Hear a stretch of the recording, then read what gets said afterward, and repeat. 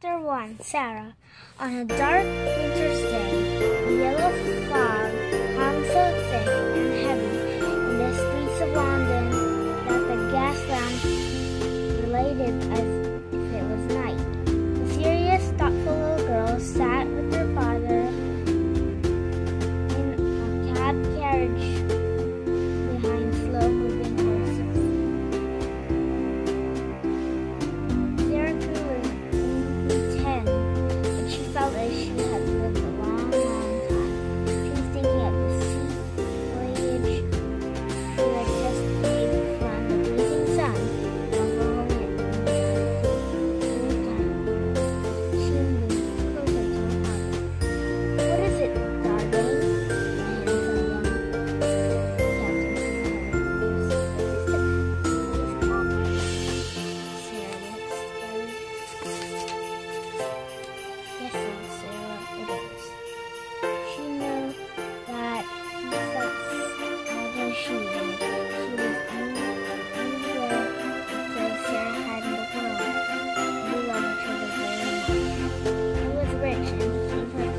And pets and everything she wanted. Her mother had died when she was born, so their many Indian servants cared for her. They let everyone bow to her and called her Missy Sackcliffe and let her have her own land. Her own cat and habitats had been named knowing that she must spend several years in a little boarding school in England while her brother lived in India. Very bad for as soon as possible, usually to London or Paris to stay at school, and now Sara was here in London. "But you will be happy here, little Sara," Father said. "You will go to a nice house where there are a lot of little girls to play with. I will send you plenty of books, and the time will pass very quickly." He kissed her and held her more closely in his arms as their cab driver pulled his horse to stop in front of the school. It was a big brick row house, exactly like the others in its square, except that on the front door the brass plate read, "Miss Minchin, Select Seminary for Young Ladies." They entered a hall that looked shiny and hard, where the floor was covered with a rug with a square pattern on it. The chairs were also square, and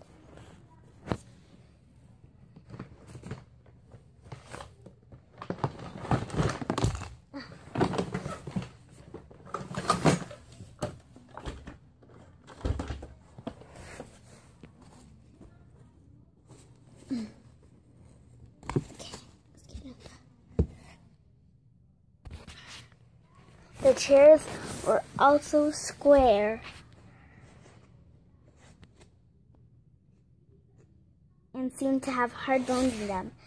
A heavy marble clock stood upon the heavy marble mantel. As she sat in one of the stiff chairs, Sara looked about her. "I don't like it, Papa," she said.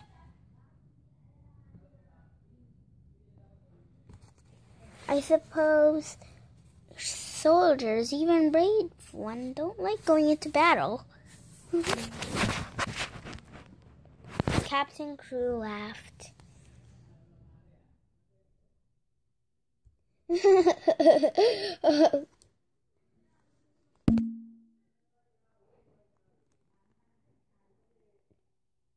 "So since I am here, I must be resigned." "Oh, little Sara," he said, "what shall I do when I have no one to say such serious things to me?" Then suddenly he stopped laughing and he swept her in his arms and hugged her very hard. looking almost as tears have come in his eyes.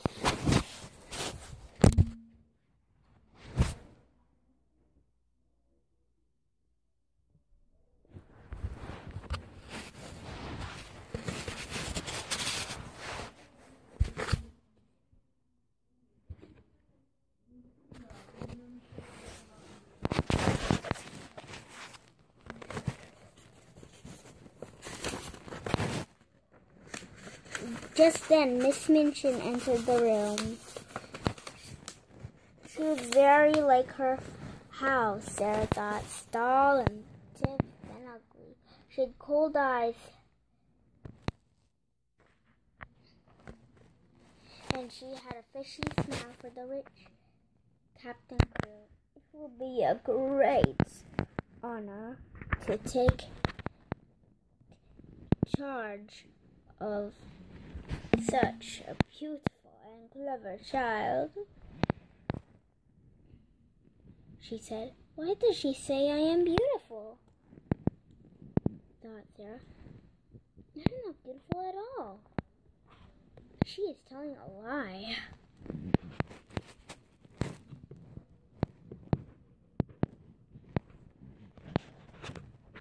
She stood near her father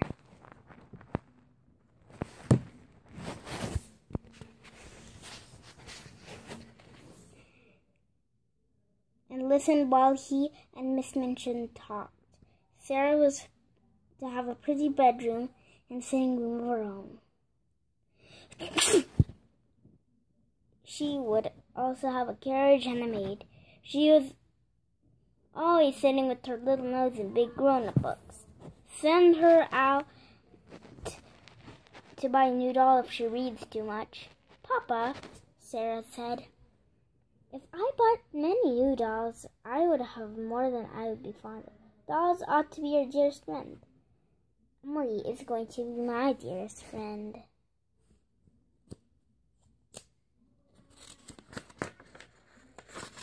Who is Emily?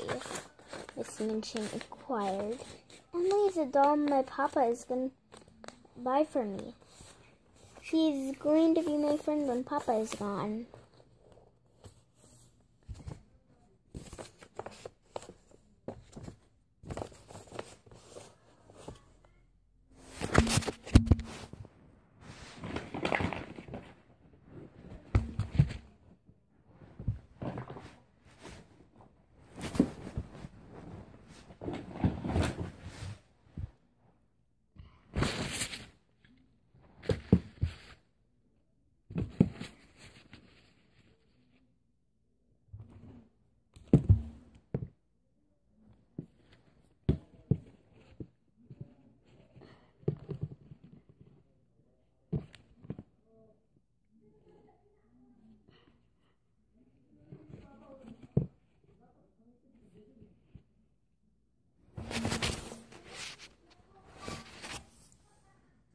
She stayed with her father for several days at his hotel before he sailed back to India. He took her to fine shops and bought clothes that were much too grand for a child of 10. There were velvet and lace dresses, fur coats and muff and hats, gloves and handkerchiefs and silk stockings. They looked at a great many dolls before they found the right Emily. I want a doll who looks as if she listens when I talk to her, Sara said.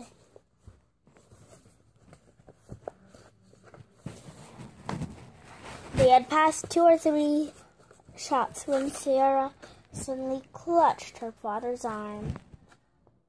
Oh, Papa!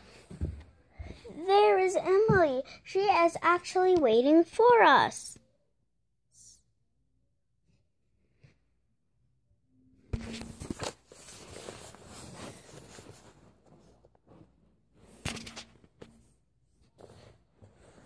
Let us go into her. She was a large doll with long green curling hair. Her eyes were also green with real eyelashes, and she looked as if she could listen. Of course, Papa, Sarah said. This is Emily. They took Emily's into a children's dress shop, and they bought her clothes grand as Sarah's own. The next day, Captain Crew took Sara to Miss Minchin's.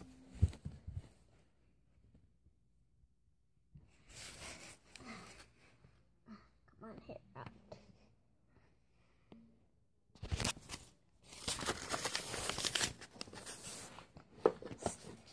Then Sara and her father went to Sara's own sitting room,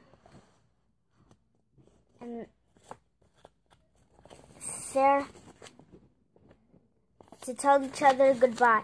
Sara sat on his knee and looked long and hard at his face. "Are you learning me by heart, little Sara?" he said, stroking her. "No," she answered. "I know you by heart. You are inside my heart."